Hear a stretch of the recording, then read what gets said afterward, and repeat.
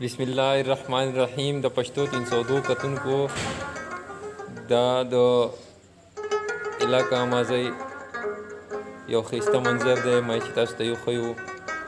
انشاءالله امید ده چې ستاسو به ډېر زیات خوښ شي.